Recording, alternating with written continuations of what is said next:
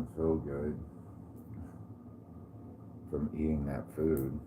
Oh, stomach hurt, bowels hurt. I feel like I'm gonna have diarrhea.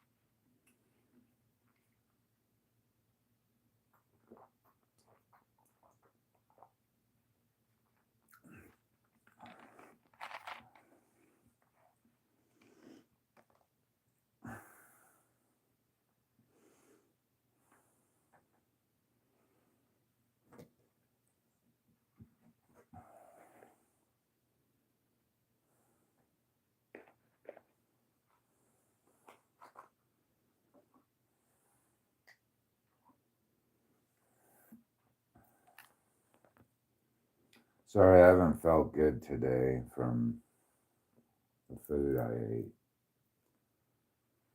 I think it gave me food sickness, food poisoning, so sorry. Talk about feeling like you're in the Holocaust.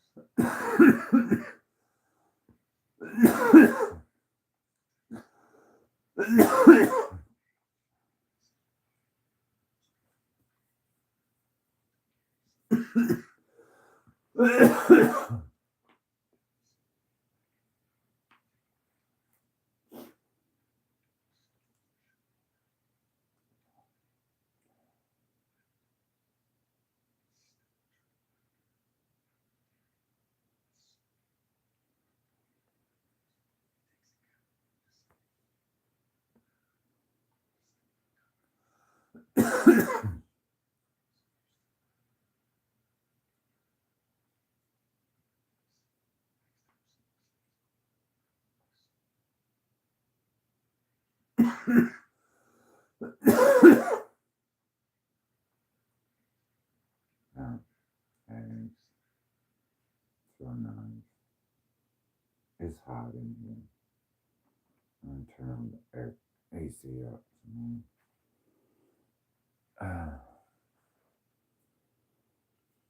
Do I know what I'm gonna eat today? I don't know. Maybe, maybe not.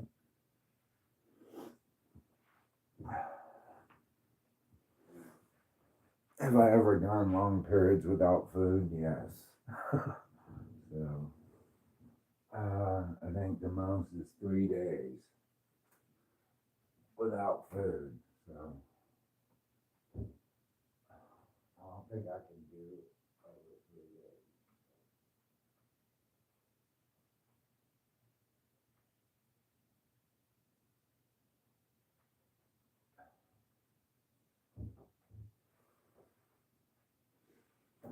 After 3 days of eating, your body starts to eat itself, I think.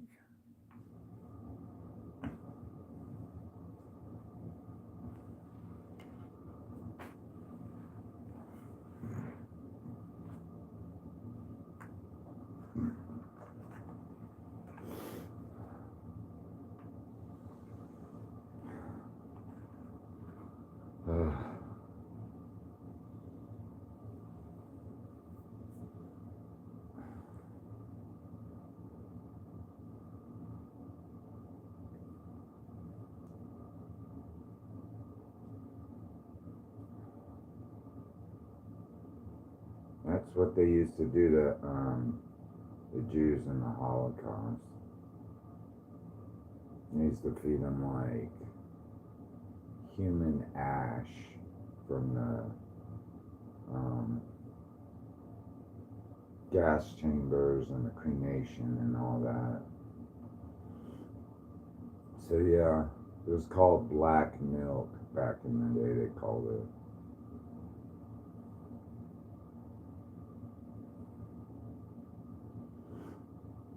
Maybe I'll put that. I'll put that poem up. I think I will.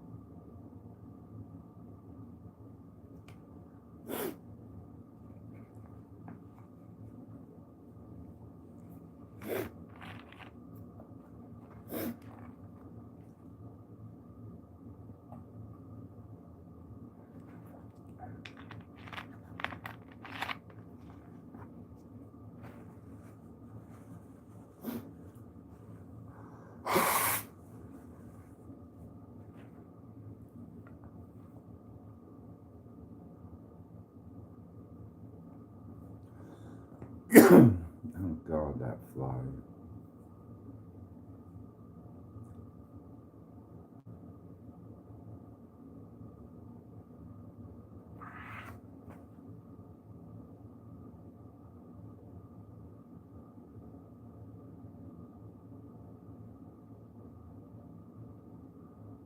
So when when I attended Kansas Wesleyan University, my track was literature, English, writing. All right, so all that stuff together.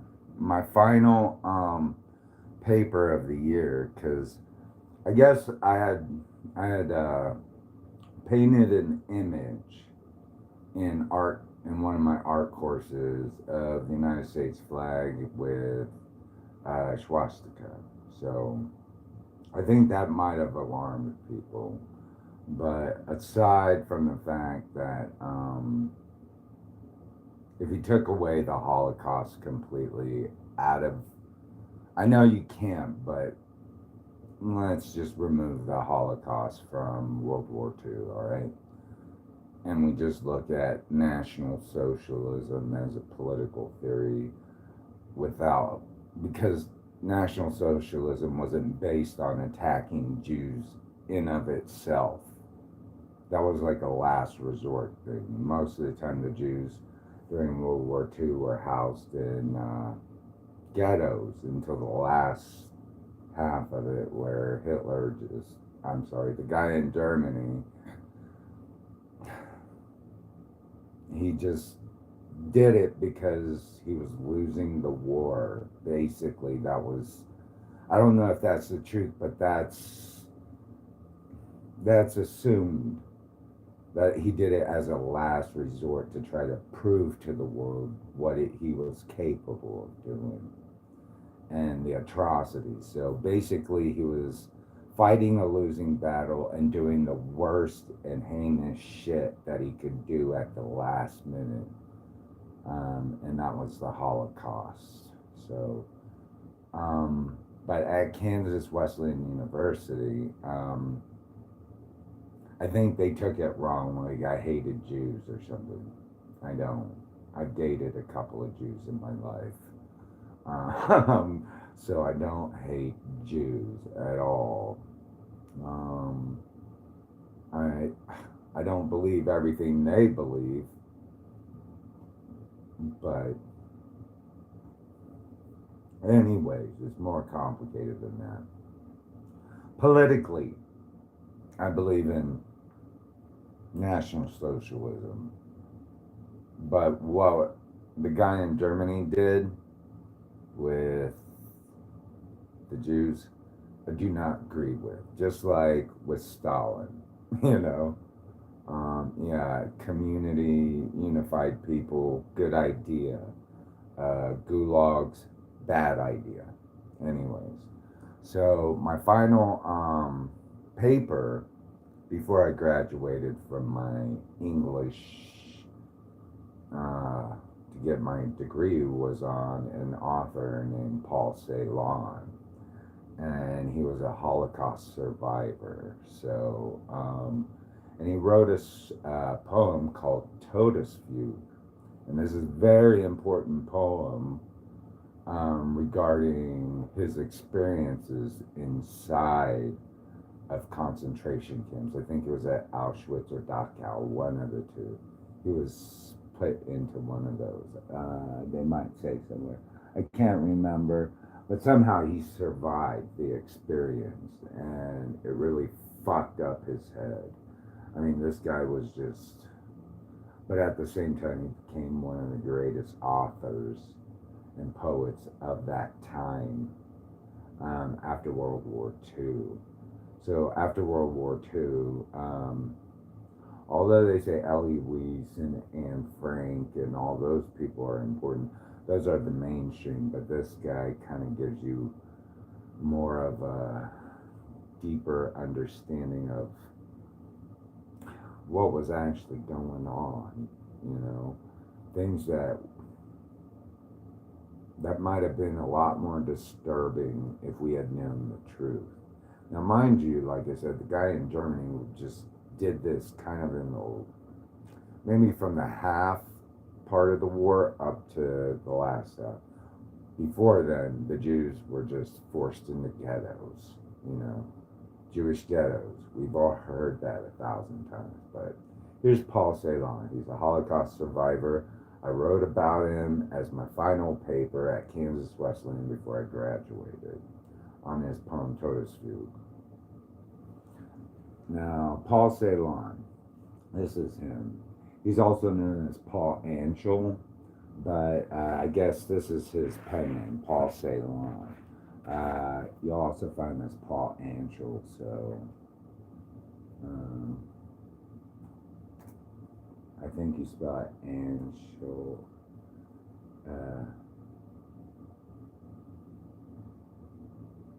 And it's like Anschel. I don't know how to spell it right. Anschel. Paul Celan, maybe. Though it might bring it up that way. I don't know how to write it, but yeah, Anschel right there. Paul Anschel later changed to Ansel as the birth name of the renowned post-war uh, German language poet Paul Celan, who created the pen name Celan as an anagram of the Romanian spelling of his family's name, Anschel. So his real name is Paul Anschel, but his pen name is Paul Celan. All right. So we'll go on here. So this is him. All right. He's a survivor of the Holocaust. I forget if it was. We'll look at it. He's Jewish. We'll look at which place he was in, but I'm sure it'll tell us. Paul Celan was a German-speaking Romanian poet, Holocaust survivor, and literary translator. He adopted his pen name following the war and resided in France from 1949, becoming a naturalized French citizen in 1955. I just want to figure out like exactly what place, which one he was in. So we have a better understanding like what concentration camp he's talking about. I forget. I can't remember if it's Dachau or Auschwitz. It might have been Dachau, but I'm not sure. I can't remember. You'll have to go through, read it. His life, his story growing up from, he was born in Ukraine. Before the ghetto was dissolved in the fall of the year, Celan was pressed into labor, first cleaning the debris. Yeah. So basically, but he was, which one was he? Intern camp. I don't know why they don't have it like front and center which one he was in. Let's look it up. Which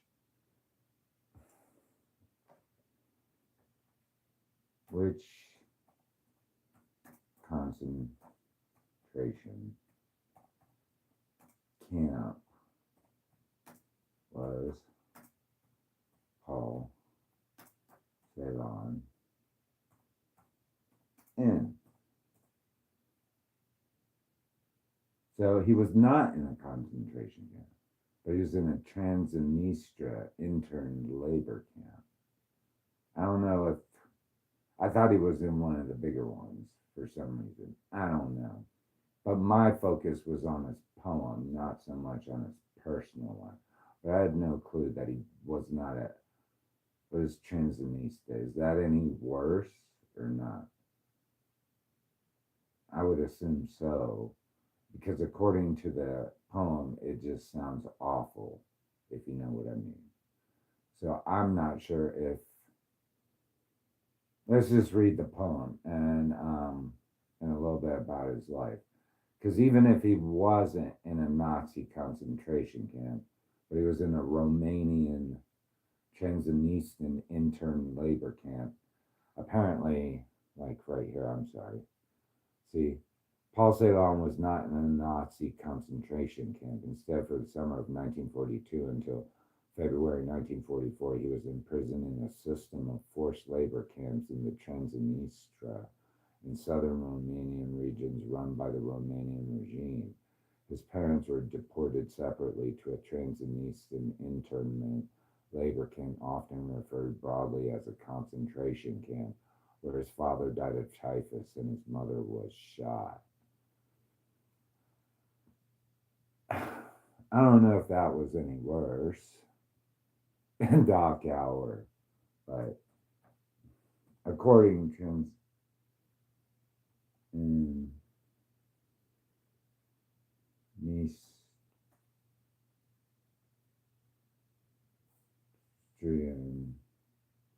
let's see, because this is really bothering me now.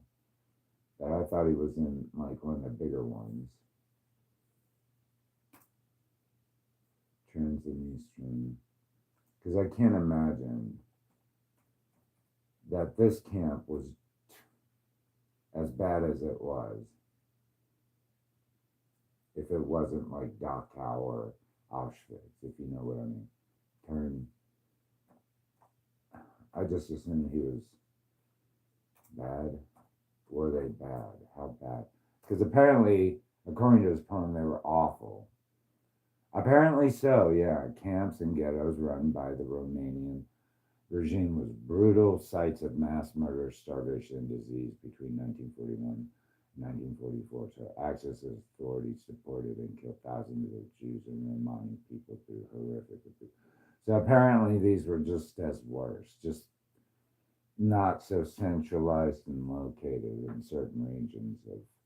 But anyways, I'd say that's a lot of people, about a 250,000, right? So anyways, I guess they're just as bad. So let's look at Todesfuge. I just want to read through it so you understand what Todesfuge is about. It's a German language poem written by the Romanian-born poet Paul Celan, probably around 1945 and published in 1948. It is one of the best known and often anthologized poems, despite critics claiming that the lyrical finesse and the aesthetic of the poem did not do justice to the cruelty of the Holocaust. So either way, people are kind of critical, saying it wasn't. But to me, it sounds pretty bad either way. Others regard the poem as one that combines mysteriously compelling imagery with rhythmic variations and structural patterns that are both elusive and pronounced at the same time. It is regarded as a masterful description of horror and death in a concentration camp. Paul Celan was born to a Jewish family in whatever. I can't speak that, but I think it's Chernovisti, Chernauti. I could be saying that wrong. Romania. His parents were murdered in the Holocaust, and Celan himself was a prisoner for a time in a work camp. The poem had also reached international relevance by being considered to be one of the most important poems of the post-war period and the most relevant example of true modern literature. So, what is that? It's called a literary movement that shortly after World War II. So, oh, okay. So pretty much anything after World War II. So we're working in this idea. So this is where it starts to get kind of gross. Anyways, it gets gross. We'll just read through this, and then so you understand what we're reading, because it's hard to understand. It's a very complicated poem, but it's gross. All right. The we of the poem describes drinking the black milk of dawn at evening, noon, daybreak, and night, and shoveling a grave in the skies. They introduce a he who writes letters to Germany, plays with snakes, and whistles orders to his dogs and to his Jews to dig graves in the earth. The word rooted, male dogs and Juden Jews are assonant in German and commands us to play music and dance. He uses the phrase, your golden haired Margaret, hair like the black milk, becomes a recurring theme of the poem. This may possibly be in the letter that he writes to Germany, although the wording leaves this unclear. Okay, so there is a lot of ambiguity in it, but I don't know if it has to be given the times at the time that He can be as descriptive, maybe, but descriptive enough to me if you understand the poem. The poem repeats many of the images of the first section, but with some changes of the word order. The golden hair of Margaret is now counterpoint with your ashen hair Sulamith. And he now grabs his gun and is described as blue-eyed while issuing his orders. All right. Not all Germans are bad, all right? They're not. They're not, in my opinion. Third section. Again, with the images are counterpoint and extended. He is now associated with the phrase "death is a master from Germany," and in his orders to play music threatens, "You'll rise to the sky like smoke. You'll have a grave in the clouds." All right. Sometimes our ancestors didn't make very good decisions. All right. So when we look back and we learn from those, right? We see those as examples, not role models. Anyway, fourth section, fourth reworking of the themes and images of the poem so far. It emerges that death is a master from Germany. His eyes is blue, and he shoots his victims with leaden bullets and sets his dogs on the victims, leading to their grave in the sky. The final two lines of the poem counterposes your golden hair, Margaret, your ashen hair, Solomon. So, all right. Now we kind of have an idea of what's going on in the poem, right? So here's the poem. All right. Black milk. Well, do you know what black milk is? No. Black milk is ash, like from crematoriums, mixed up in whatever and fed to the Jews. So basically, it was cannibalism. So we're looking at like a form of cannibalism going on in this internment camp where Jews are being exterminated in ovens like crematoriums. Their ashes are made into a milk and fed to the Jewish people. All right. Terrible stuff. All right. I don't want to really get into that, but it's bad. So now we know what black milk is. All right. Let's go. Paul Celan, just to verify, black milk.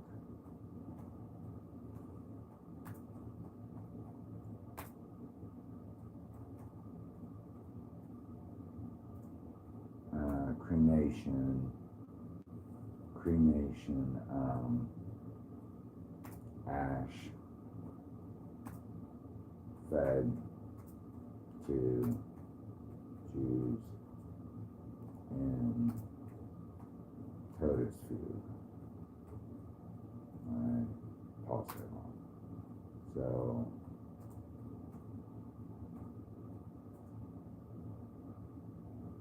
yeah. The phrase black milk is a powerful metaphor for the inescapable horror and despair of the constant, not a literal act of cremation being fed. The poem juxtaposes life-giving milk with a dark, consuming reality of death. The prisoners drink the symbolic black milk of daybreak at the hour of morning, noon, and night, capturing a routine. So, I don't know.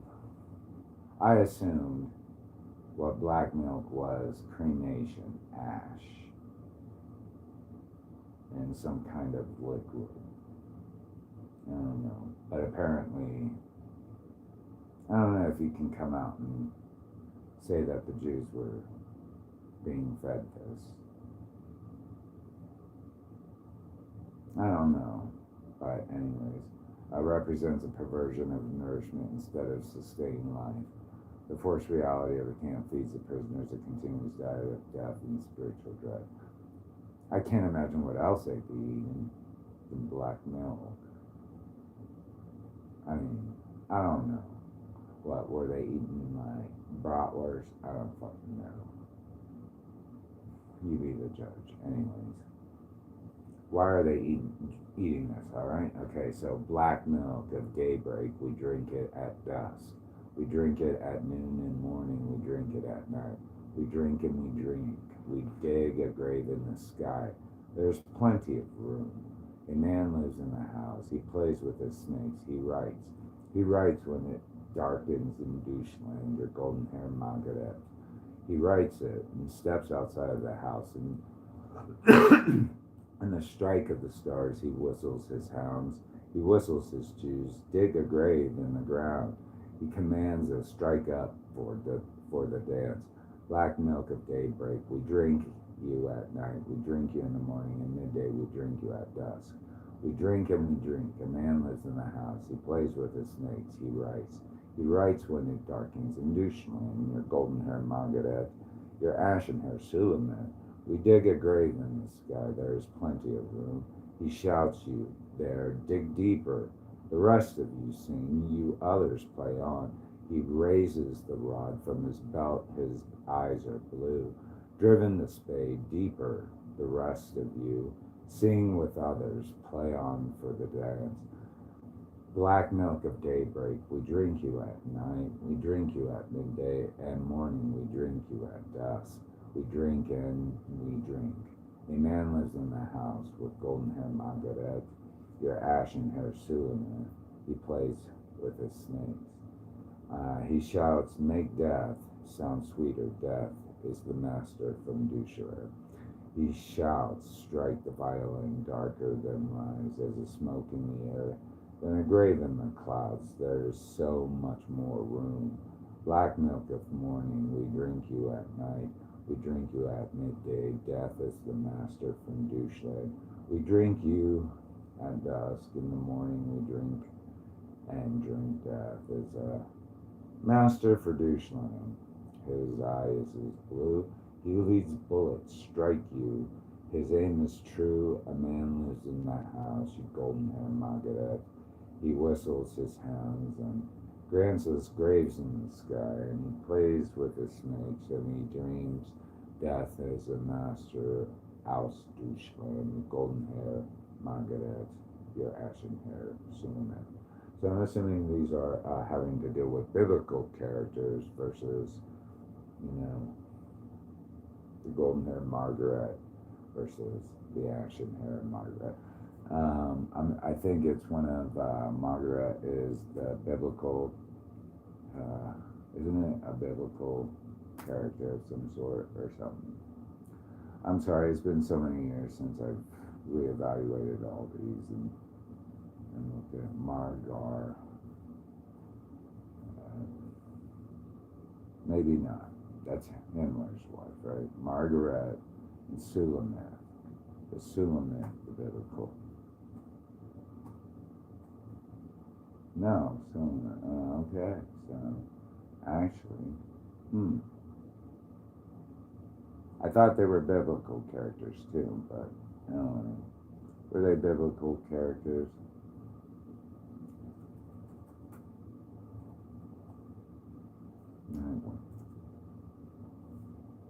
The Suleiman is the female protagonist and bride in the biblical book Song of Solomon. Her name appears specifically in the Song of Solomon 6:13, and she is celebrated as a primary voice expressing deep love, beauty, and devotion. So, she is the main female speaker and bride in the Song of Songs. The Hebrew word Shulamith or Shulamith means woman of Jerusalem, or relates to peace and completeness, matching King Solomon's name. So, many experts think it's linked to the town of Suleiman, making her a Shunammite. Poetic symbolism. She describes herself as a dark but lovely due to the workings in the summer vineyard. So let's look at Margaret and who exactly is she? So Bible. Just see if she's in the Bible. Are we talking about Himmler's name?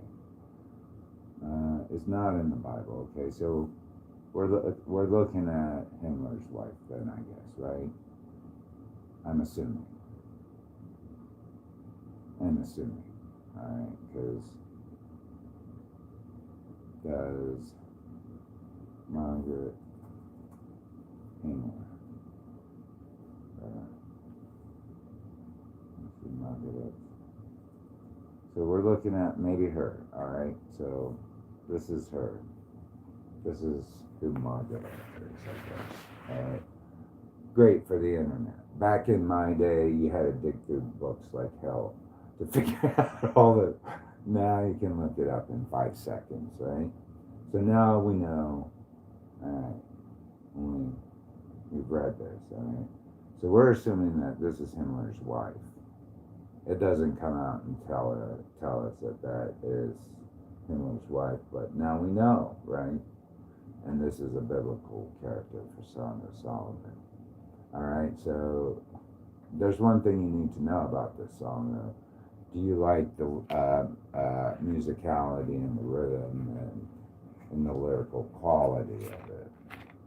It has a ring to it, right? Black milk of daybreak, we drink it at dusk, we drink it at noon in the morning, we drink it at night, we drink it and we drink it.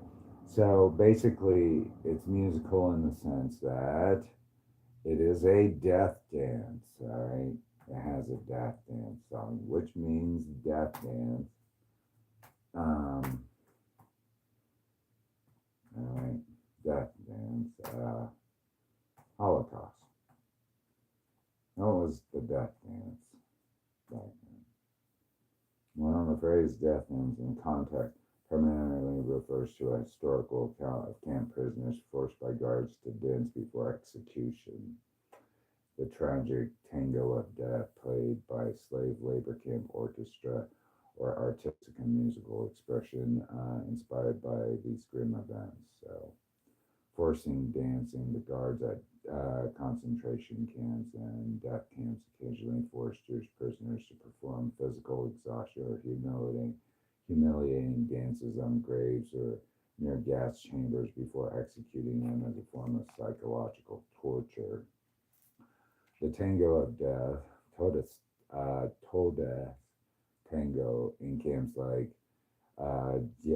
Janoska, Nazi authorities forced Jewish musicians, prisoners to play specific musical arrangements, frequently as the tango during selections, torture sessions, mass executions, and as the orchestra members themselves were led to their deaths. All right, so let's see. These are probably the songs that were often played. Wait, maybe not. Stated to his famous song list. So Leonard Cohen. This might be Voskowskevich piano trio number. The Dark Driving Final Movement of Dmitri Sleshkovich, Opus 60, incorporates a Jewish theme dance motif widely interpreted as a musical depiction of being forced to dance towards the mass. So maybe, anyways, I don't know. What song exactly? We could look at it. Let's look at it. What song is Totus Food? Paul Celan.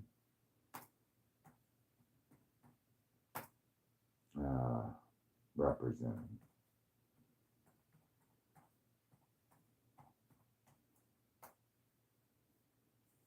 None. It is not a literal song. So he made it up himself, right? Okay. So Paul Celan made the song up by himself. It's not based on any represented song.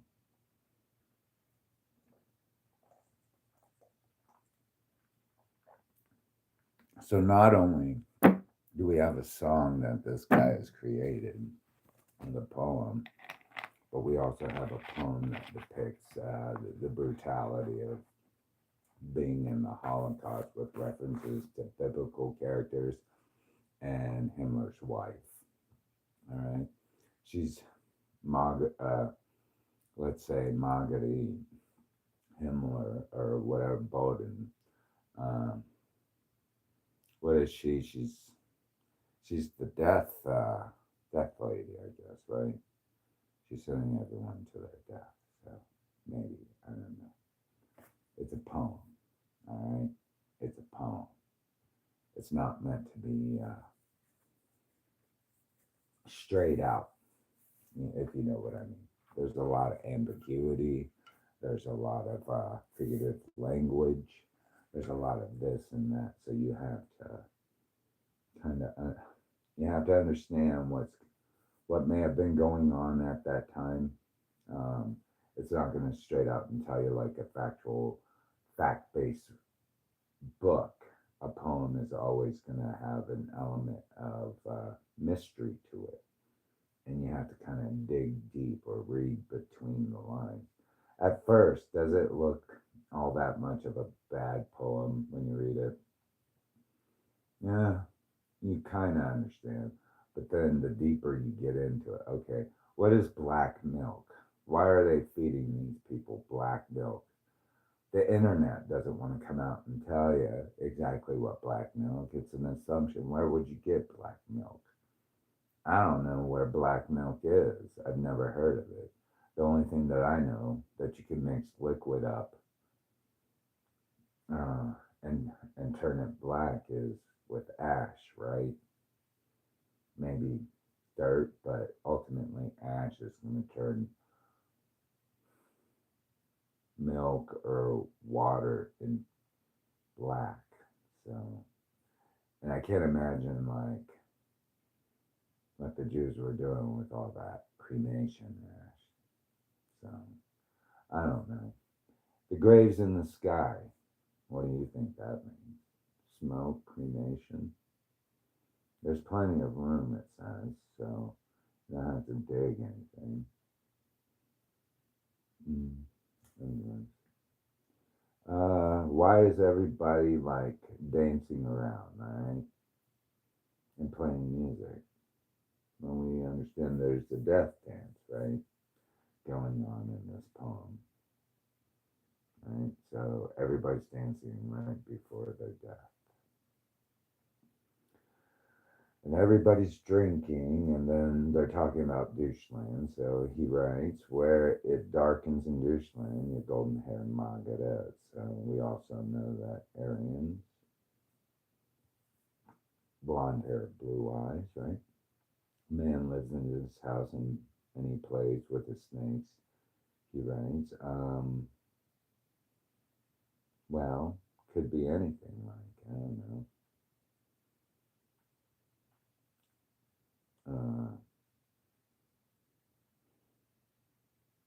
His friends, I don't know. His Nazi buddies, I don't know. And he plays with the snakes. Guns, I don't know. It could be anything. Let's look. What do they mean by snakes in Paul Celan's?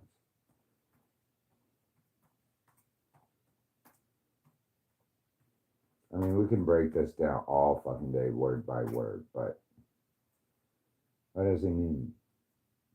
Poem. I mean, your guess as good as mine. Who is he talking about? A snake. He plays with snakes, or so he describes the chilling camp commandant who rules over the prisoners' lives and deaths.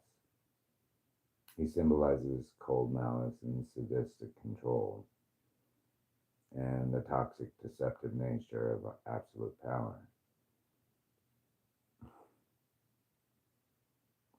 Nazi authority figure, maybe. Yeah, plays with. So I'm assuming the commandment, right? That was my first thought. Could be anything, right? Snakes is kind of. It's poetry. I didn't experience the Holocaust, right? I don't remember at any time being inside the Holocaust, so I don't really know what's going on. I'm just getting this kind of ambiguous view into it. It doesn't come out and tell me exactly, say, like, we were sitting there at dinner time and they mixed in a bunch of cremation ash into some milk and water and fed it to us. No, he's not being that kind of descriptive. And we sat there and just drank this day and night and just shit ourselves all fucking day.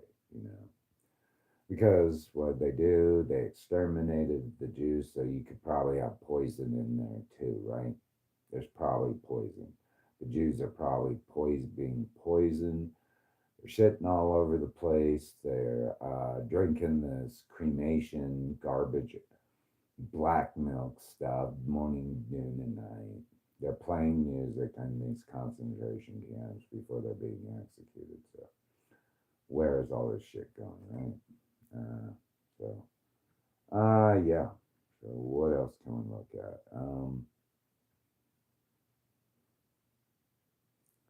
Shakespeare ain't true, and man lives in his house. So yeah, when we break it down, is there any element in this that we haven't looked at so far that doesn't make you? How about this? He writes. We've already looked at this. We already looked at this. He writes it and steps outside the house, and to strike off the stars, he whistles his hounds. He whistles his Jews digging it. So, yeah, we've already addressed the fact that Jews and hounds are similar in context when it comes to the German word at that time, right? Paul Celan's. Just to verify, fact based. We're trying to go fact based on here. Jews and hounds, similar linguistic context, I guess.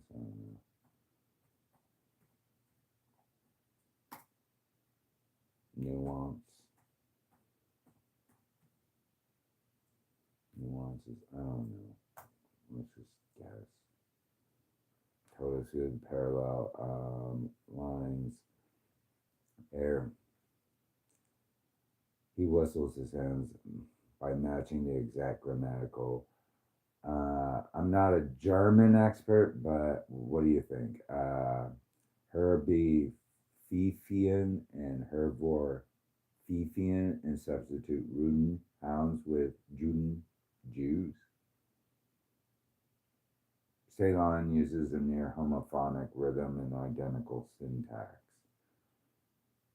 I don't know. I don't speak German. I'm not fluent in German. I spoke French, Latin, Japanese.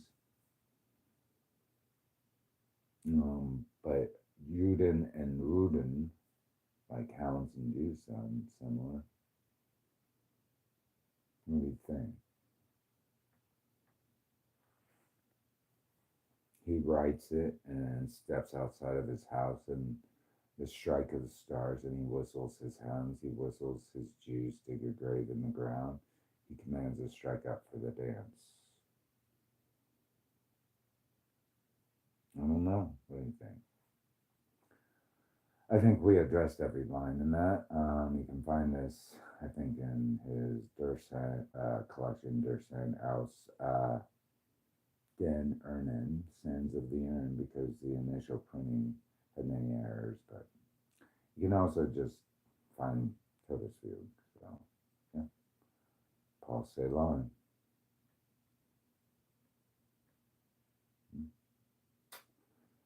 Yeah. I mean, from a poetic standpoint, terrible, right? Just awful. If we eliminate that and look at the other side, technological advancements, great. But that part is like the nasty part. You know what I mean? Now we know what black milk is, I guess. But we still might have questions unless we specifically ask him, explain this to me. What do you mean by black milk? Is the internet going to tell us that? I don't know. I don't know. To this day, it remains a mystery what it is, but most people, I'm assuming, including myself, where are you gonna get black milk? What is it? I don't know. Wow, right? Okay. You guys have a good day.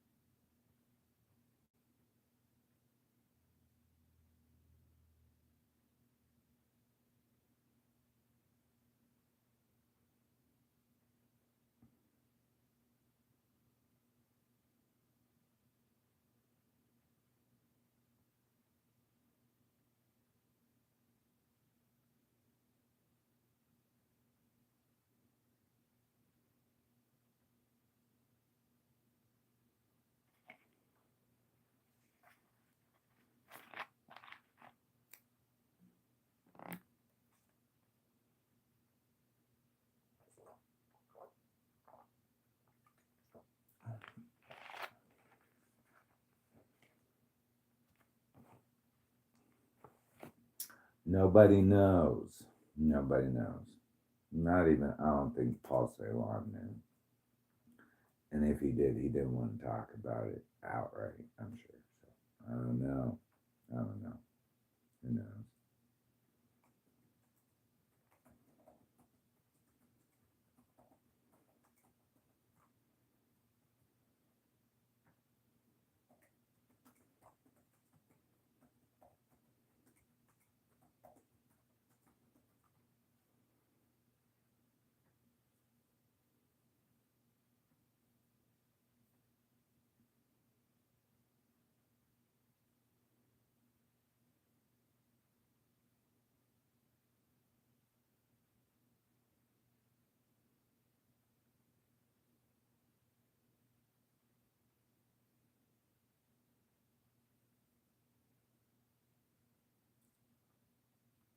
I mean, poetry is mystery. There's so much mystery mired in poetry. You have to read between the lines. Do you know what black milk is? I still don't know what black milk is to this day, because not even the internet comes out and tells you what black milk is.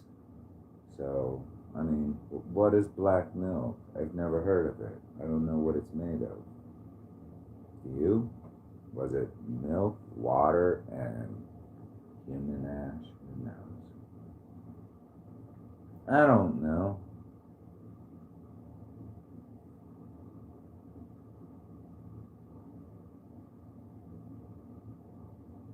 How do you guys think black milk is? Anyways, still can't figure it out.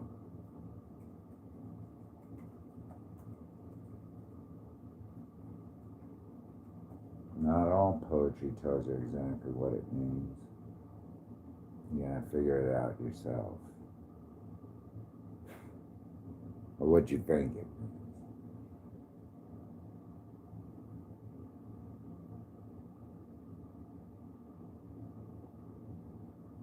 Poetry. Not all poems are straight to the point. I could even do one on Lady Lazarus too. I think I'm gonna do one on Lady Lazarus.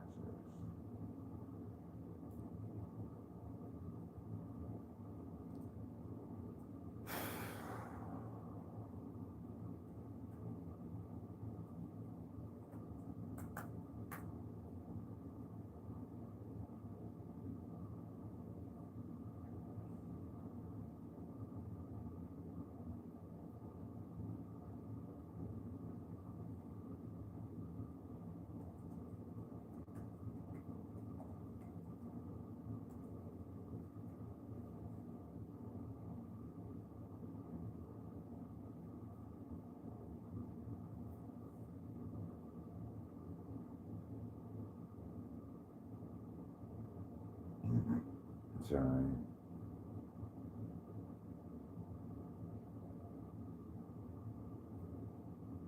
Oh, sorry. I need to take a. My stomach's all fucked up. I need to figure out if I have enough food to eat anything.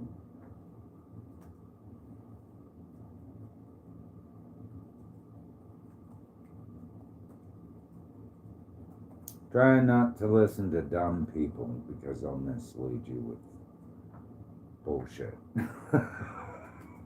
Don't listen to dumb people. This is dig your own grave with them. That's what I learned. Don't listen to dumb people. Make sure you know what they're talking about. They're not fibbing and lying to you the whole fucking time. And then you turn around and look at yourself and make an ass out of you and kind of deal. Don't assume you know everything until you know everybody, what everybody like, everybody's story, including the person. So I'd go straight to the source before I start making decisions about shit. You know, but like my dad said, Never assume because it makes an ass out of you and me.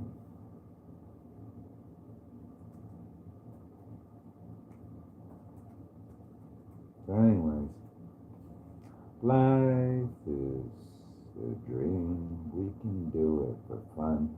No apologies to anyone. You know, Pippi Longstocking kind of stuff. Life is a dream. We do it for fun.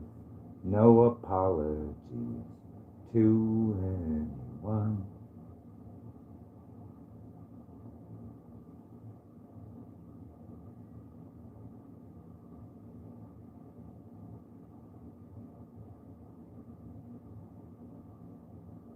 Pippi Longstocking coming into your world.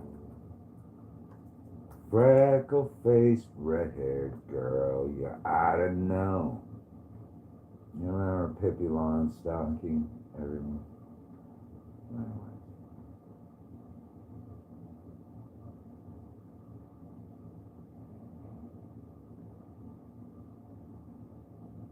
I really want to do other shit, but I'm getting caught up doing that shit for some reason. I don't know.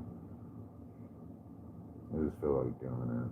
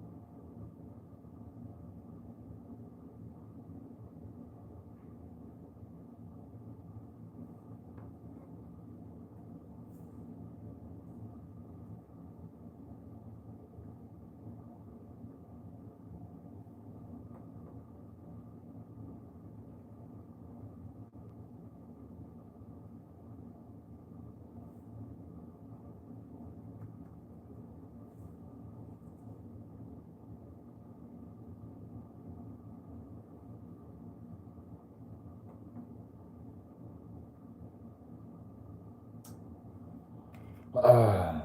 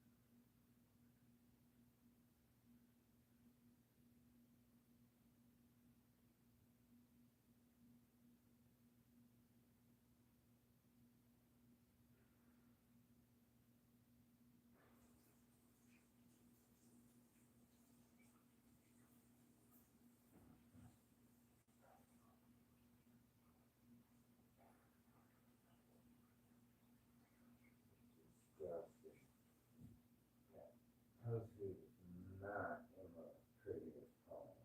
It sounds pretty. But it's gross. Really gross in my opinion. I don't like to think about that part, but although it is a big part of World War of the 40s. For good and bad. Good and bad. That came out of everything. That's what you learn. Well, I got one more story to tell you before I'm going to go cook some whatever food.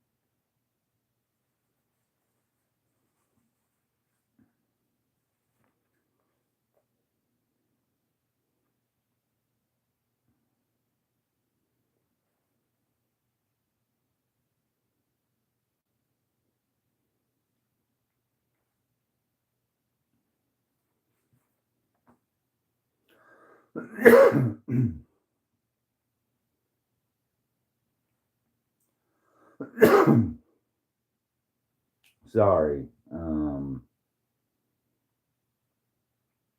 All right.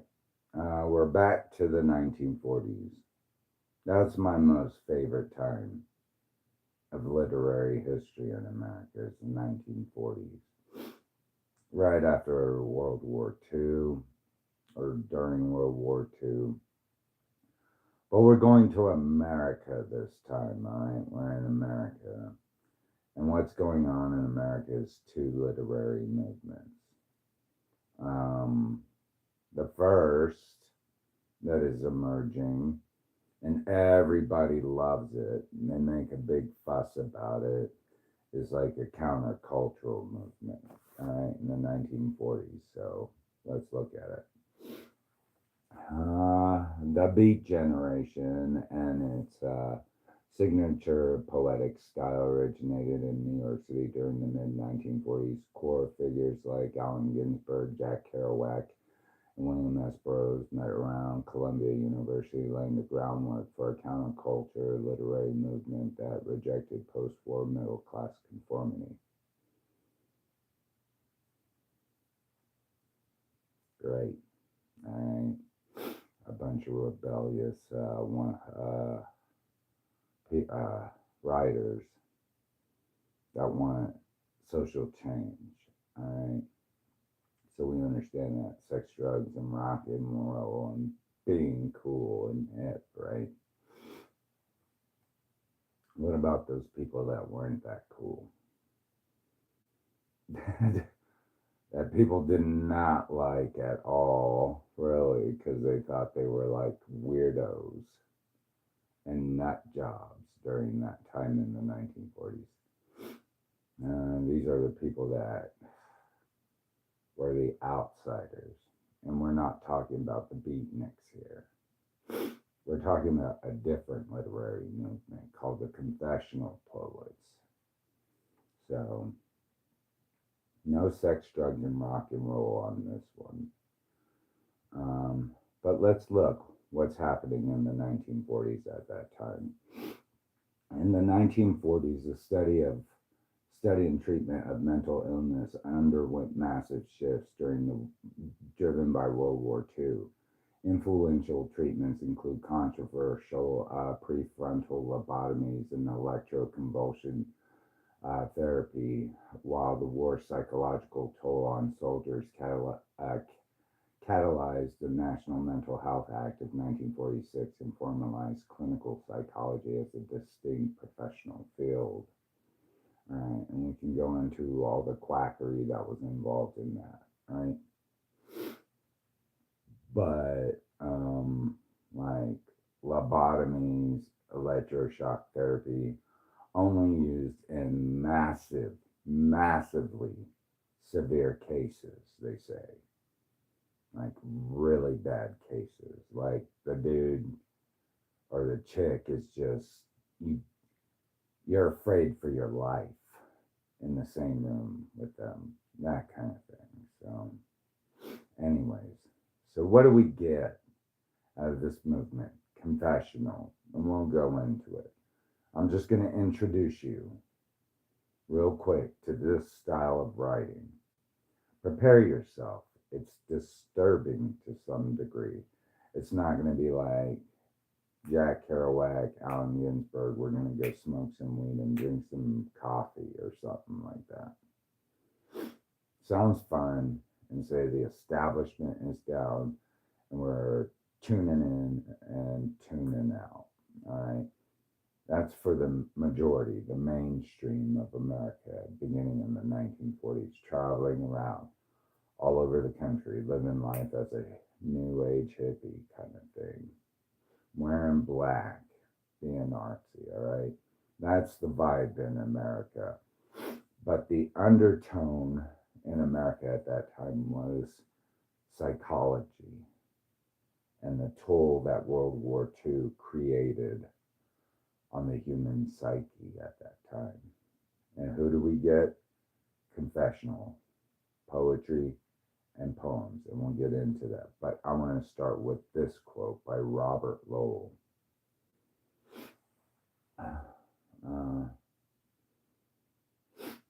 The phrase, cut your own throat, now, is a famous climax by Robert Lowell's 1946 poem, After the Surprising Conversions. So remember, cut your own throat, now. Like, whoa, Grandma and Grandpa were writing some crazy shit, huh? Back in the day. Like, there were crazy parents, like, some parents must have been real crazy. I'm assuming he was a parent. It was the 1940s. Everybody was a parent at that time, right? Anyways. So let's look at confessional poetry.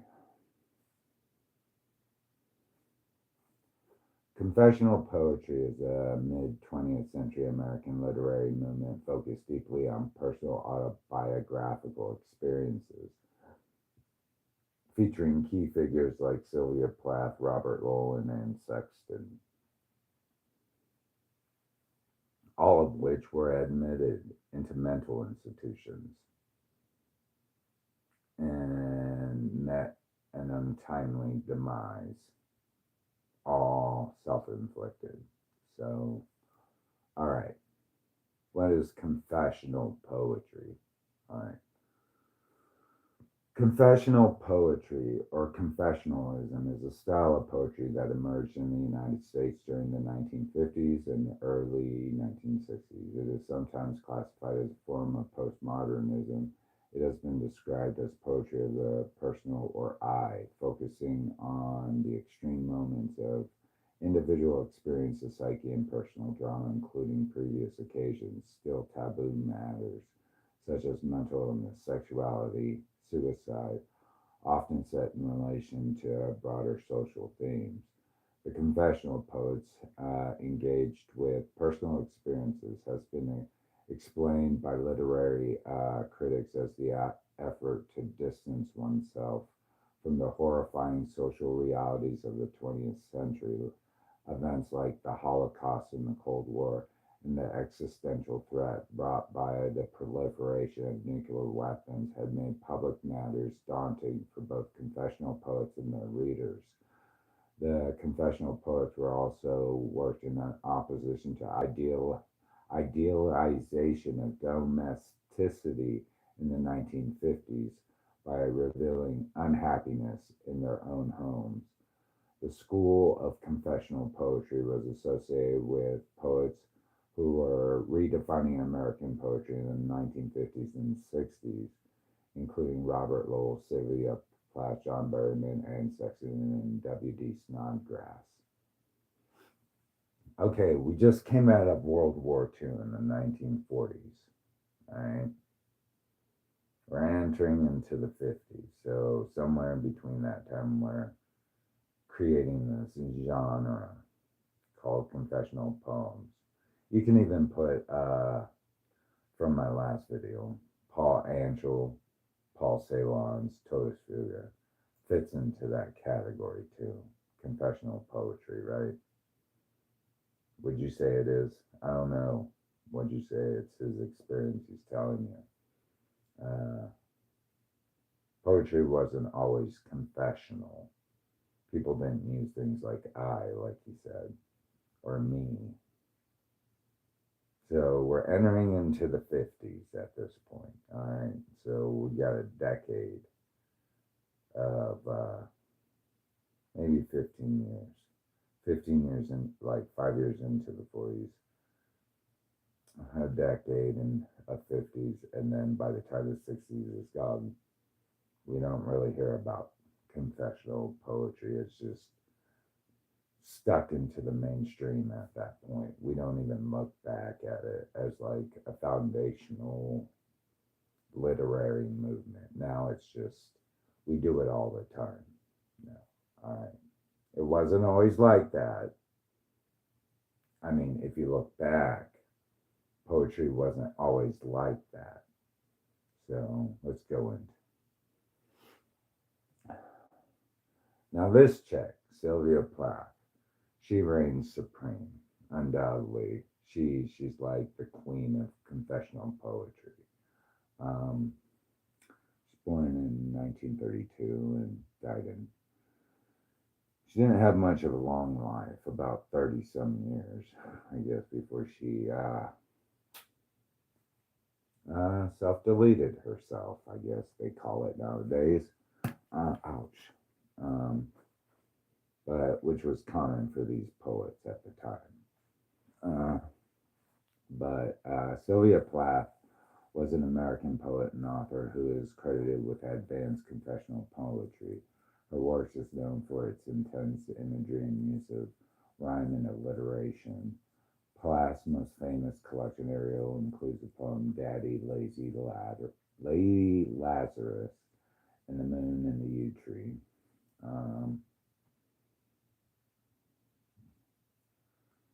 She also published a semi-autobiographical novel, The Bell Jar, under the pseudonym Victoria Lucas. Plath's greatest impact came from all of her death, after her death by suicide in 1963. She put her kids in one room, sealed herself up in the kitchen with tape, and put her head in a gas oven. So, after going to the mental institution about 1,000 times in her life, and hated being a mom, and hated doing all the, I guess she was a feminist deep down inside. I guess. I don't know. I don't know what was really going on with her at the time, except that she was very unhappy, very miserable about her life. She didn't like the 1940s. And if you ever listen to, like I said, music from the 1940s, like on NPR for like an extended period of time, it's very dramatic, melodramatic. It's intense. And I wonder if that influenced a lot of people's psychology then. So we're entering into a period of mental health, people who are struggling with after the war, with feelings of inadequacy, not liking life. All right, so life sucks after the 1940s. It's not as picturesque as we believe. These people were really struggling back then. All right, it's the 1940s, so we just came out of World War II. This is interesting. I think we really need to go through this to understand what we're going to read in her poem, Lady Lazarus.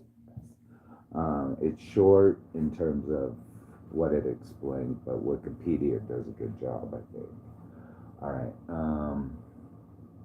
Lady Lazarus is a poem by Sylvia Plath, originally included in Ariel, which was published in 1965, 2 years after her death by suicide. The poem is commonly used as an example of her writing style. It is considered one of Plath's best poems and has been subject to a plethora of literary criticism since its publication. It is commonly interpreted as an expression of Plath's suicidal attempts and thoughts. The poem is divided in 28 terci stanzas. We can look at. Is composed of 3 lines of poetry forming a stanza or a complete poem, and is written in free verse.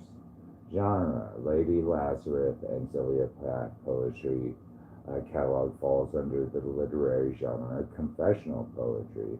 According to the American poet and critic Maka Rosenthal, Plath's poetry is confessional due to the way that she uses psychological shame and vulnerability, centers herself as a speaker, and represents the civilization she is living in. Her husband, the poet Ted Hughes, has characterized her poem as having strong autobiographical elements as well. According to scholars, Lady Parvin Geisen, Lady Lazarus is written in a light verse containing the intense desire to die and be born. It is a poem of personal pain, suffering, and revenge. All right, I'm not but this is what we need to look at. All right, German identity in World War II. Plath describes the speaker's oppression with the use of allusions and image invoking World War II era Nazi Germany. It is known as one of her Holocaust poems, along with Daddy and Mary's Song. Plath was the daughter of a German immigrant, Otto Plath. According to Plath's biographer, Heather Clark, as a child, Plath was proud of her German heritage, but this began to shift during World War II when she began feeling shame about her ethnicity. According to Clark, Sylvia understood from a young age that the German identity she shared with her father was somehow dangerous, a secret source of shame. Holocaust imagery. The poem makes several references to the Holocaust through imagery such as bright as a Nazi lampshade. And in the last 2 stanzas, Air God, her air Lucifer, beware, beware. Out of the ash I rise with my red hair and I eat men like air. These stanzas address the deadlines of the Holocaust in general. Gethsemane writes, and more particularly the burning of dead bodies that occurred in the crematoriums at the concentration camp. I'm not going to read through all these because, but I'll just pick up points that I feel. But the poem alludes to the mythological bird called the phoenix, all right? The speaker describes her attempts at committing suicide not as a failure, but as a successful resurrections, like those described in the tales of the biblical character Lazarus and the myth of the phoenix. By the end of the poem, the speaker has transformed into a firebird, effectively making her rebirth, which some critics liken to a demonic transformation. Okay? So we understand that Lady Lazarus. Who is she? Alright? She's coming back from the dead, like in the Bible, but like Lazarus, but it's Sylvia Plath. Alright? I've done it again, 1 year in every 10. I manage it, a sort of walking miracle, my skin bright as a Nazi lampshade. My right foot, a paperweight, my face, a featureless fine Jew linen. Peel off the napkin. Oh, my enemy, do I terrify. The nose, the eyepits, the full set of teeth. The sour breath will vanish in a day. Soon, the flesh, the grave cave, ache will be at home on me. And I, a smiling woman, I am only 30. I like the cat. I have 9 times to die. This is number 3. What a trash to annihilate each decade. What a million filaments. The peanut crunching crowd shoves in to see, then unwrap me hand and foot. The big strip tease. Gentlemen, ladies, these are my hands, my knees. I may be skin and bone.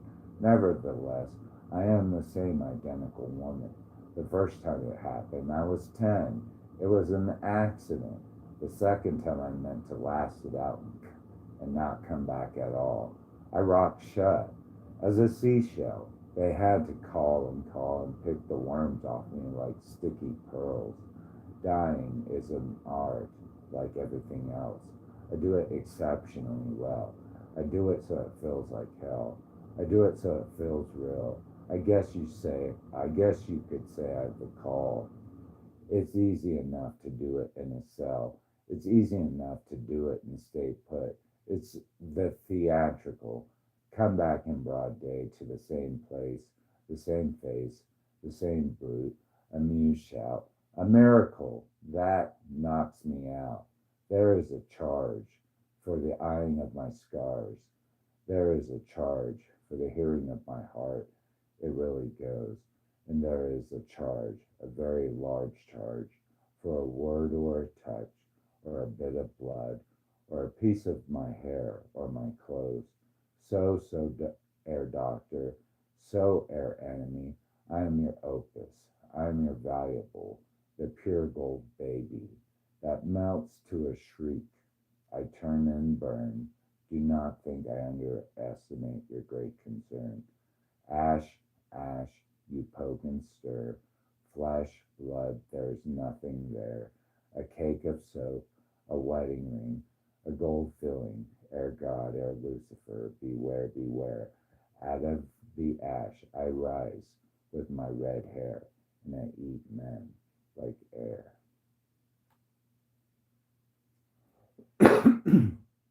Great style of writing. You know, we're coming into a completely different form of writing. And this is all attributed to psychology. Psychology is the founding point, because it emerges at a very traumatizing time in world history, and that's World War II. She's going through, this is called her Holocaust poems, because this is, we've talked about Paul Celan, right? Who was a Jew in Transnistria. All right. Now we're looking at Sylvia Plath, who's associated with National Socialism. Her family's from Germany. So, yeah.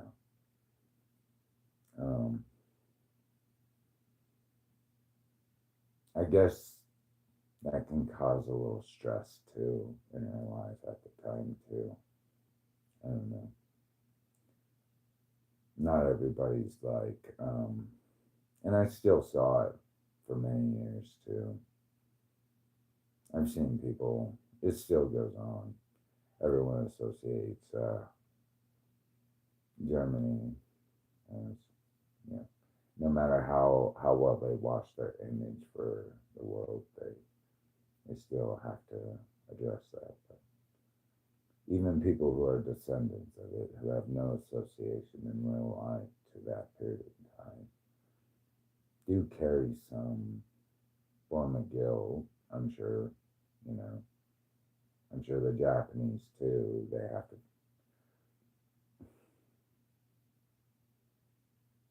I mean, no matter how many times you apologize or not apologize at that point, you're just like, I don't know what to do.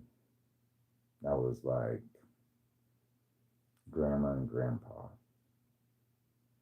or great grandma and grandpa, you know, even when it comes down to America. So the psychology's involved.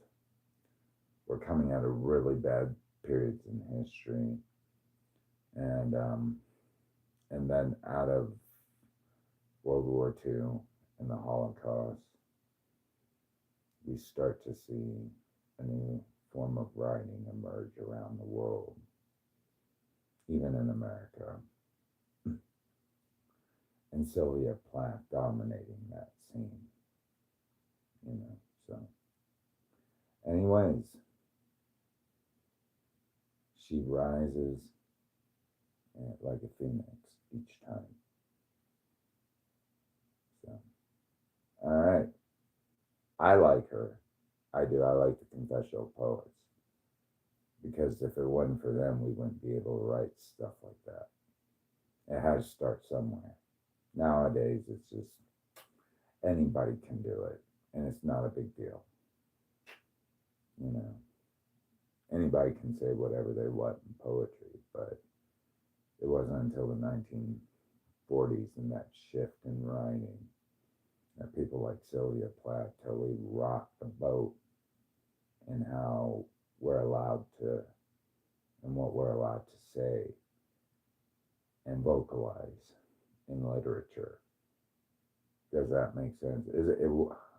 I mean, I'm not giving discredit to the beatniks.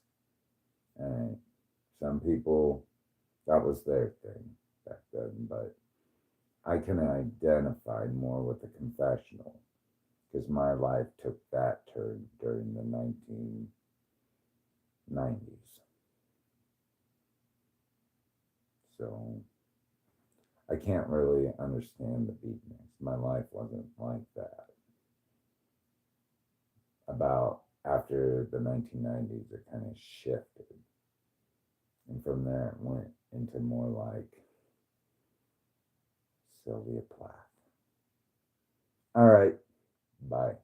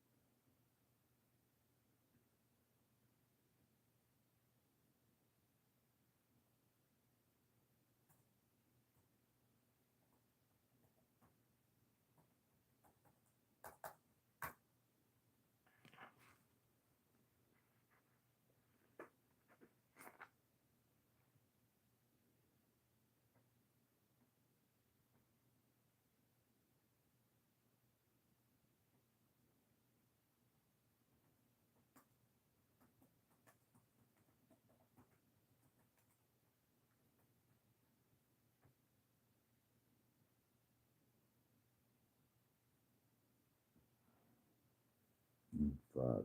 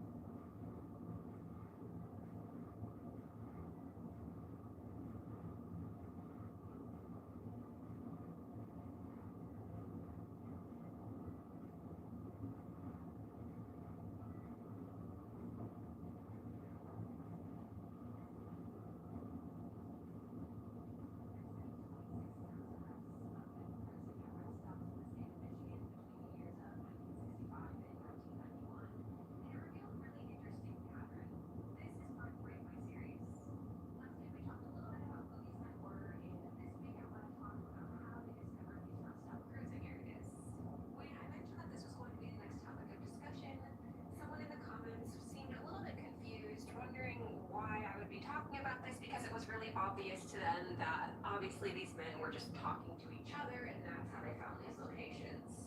The idea that these men simply talked to each other and that's how they found cruising locations isn't entirely accurate though. It's certainly possible that some people did that, but as we established last week, the vast majority of these men were very deeply closeted and very afraid of coming out or being found out. So talking to people wasn't really something that they would probably want to be doing. Looking back at historical articles looking at these mass arrests, though, we can paint a picture of how these men were locating these rest stops. Of course, also, once these newspapers started publishing about these locations, it probably was also another way for men to find the locations, but at the same time, they would find them, but then also know that there was a risk of arrest, so they had to weigh the pros and cons of that. In articles about 3 of the mass arrests, they specifically mentioned Bob Dameron's address book. And I did do a video on this a long time ago, so if you've seen that, you already know what I'm talking about. But if not, let me give you a quick refresher on what that is. Starting in 1965, he would regularly publish an address book that would share gay-friendly locations all throughout the country. This also included quote-unquote cruisy locations, which include things like rest stops and parks and things like that. There were a few different Michigan rest stops that were included in various versions of this address book.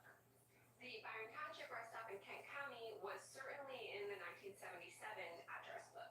In fact, in 1977, following a mass arrest at that rest stop, the prosecutor's office actually said that they were going to mail a letter to Bob Dameron and request that they be removed from the address book. It's unclear if they were removed because it's really hard to get a full copy of those address books today. However, it's likely that they weren't removed simply because there was still a lot of cruising and a lot of mass arrests happening at that rest stop for quite a while. Another way that men found out about rest stop cruising was actually through graffiti. Following a 1982 mass arrest at the Kent County rest stop, one man explained how he found out about the location. There were messages written on the wall of a restroom at an adult movie theater talking about the location, and that's how he discovered it. Following a 1983 mass arrest at the same rest stop, police also noted that men were essentially using the walls of the restroom rest stop as like a bulletin board. Men would write times and locations to meet for specific sexual encounters. Of course, this was a way for men who were already actively cruising to be coordinating and organizing different encounters. But it's also possible that it was a way that men were able to learn about restrooms. If they stopped at this rest stop and saw all the writing on the wall, it would indicate to them that this was, in fact, a cruising location. As I mentioned in the other videos, this series is not about villainizing these men, it's not about making heroes of these men.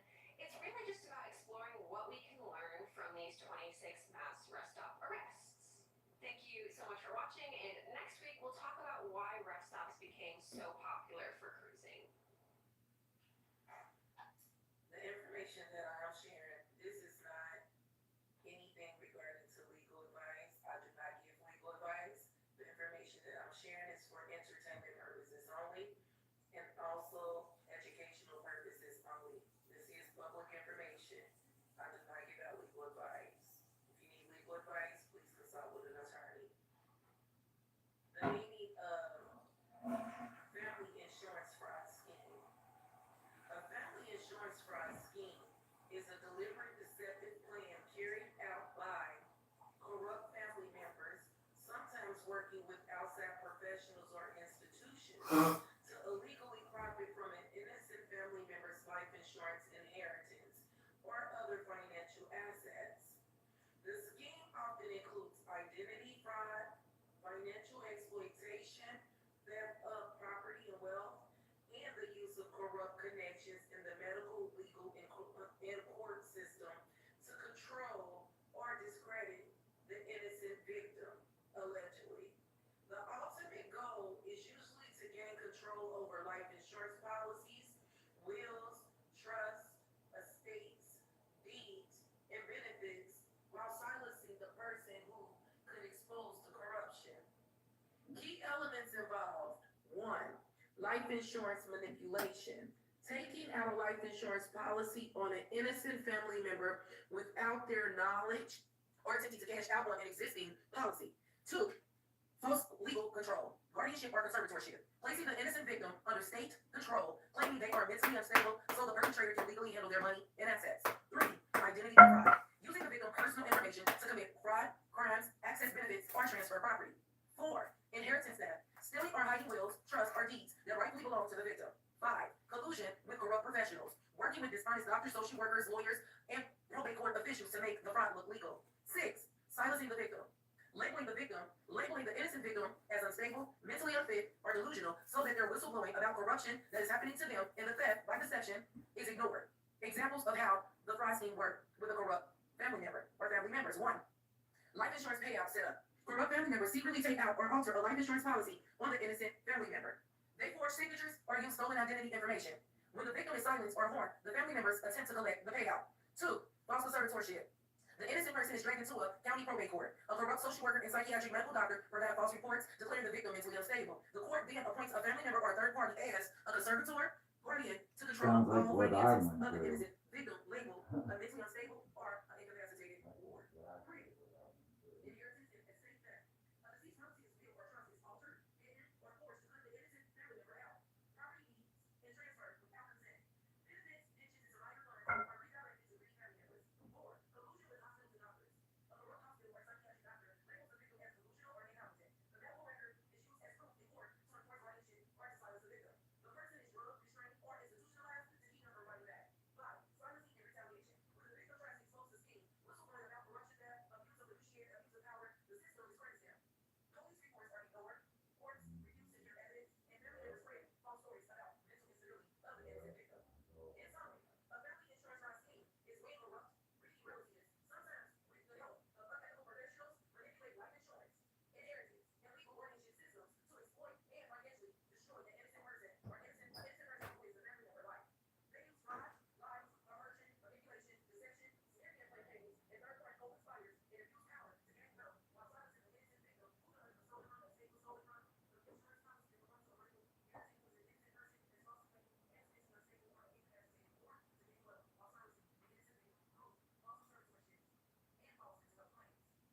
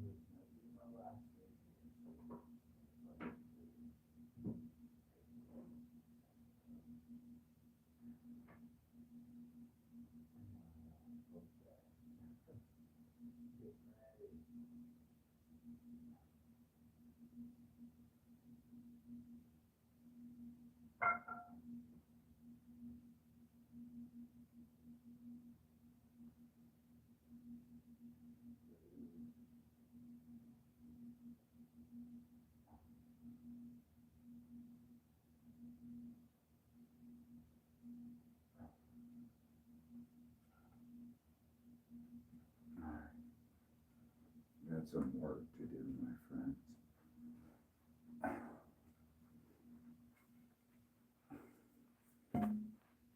Talk to you later.